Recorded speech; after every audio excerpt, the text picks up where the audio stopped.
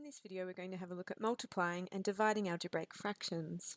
We've previously learnt that when multiplying pronumerals we omit the multiplication sign, and we've also learnt that when multiplying pronumerals we use powers or exponents. When we get a more complicated sum, it's often handy to rewrite the coefficients first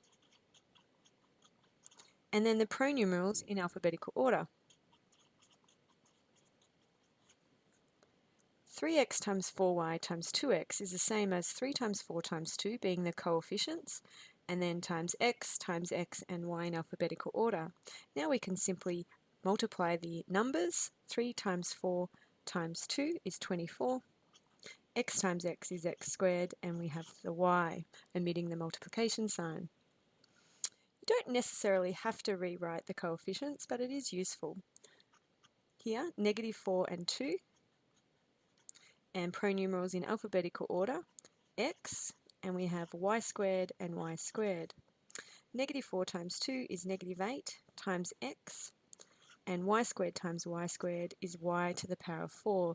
That is y times y times y times y, which is y to the power of 4. When we simplify normal fractions, we cancel common factors. Now remember, factors are numbers that can be multiplied together to get a product. For instance, over here, 2 is a factor and x is a factor to make 2x the product. We can also cancel common factors in algebraic fractions, provided that the pronumeral we cancel is not equal to 0, and I'll explain what that means in a minute. Here, 2x over 4x, we have a common factor of x and x to start with, which would get 2 over 4, which simplifies to 1/2. Now if x was 0, this would be 0 over 0. 0 over 0 we can't divide by 0, so we do need to qualify that in this case x can't be equal to 0, and we make that assumption going forward to all sums.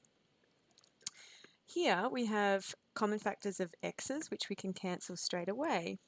A handy way to write the 8 and the 2 could be to rewrite it as 4 times 2 times y and 4 times 3 times z. Now you can see that we can cancel the 4's as well. Our final answer is therefore 2y over 3z. Another way to think about this is we have 8 over 12 as a numerical fraction.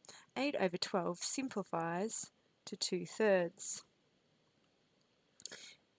In our final example, I will take the approach that we did over here by expanding everything out.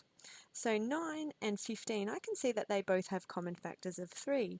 So I'm going to rewrite 9 as 3 times 3, x squared as x times x, and multiplying by y, over 3 times 5 times x, and then the y squared I'll separate as y times y. This is an easy way to see the common factors we can cancel. So I can cancel a 3 on the top and the 3 on the bottom, because we're multiplying and then dividing by 3. I can cancel an x on the top and an x on the bottom, and I can also cancel a y on the top and a y on the bottom. Any y can be cancelled. On the numerator we're left with 3 times x, which is 3x. And on the denominator we're left with 5 times y, which is 5y.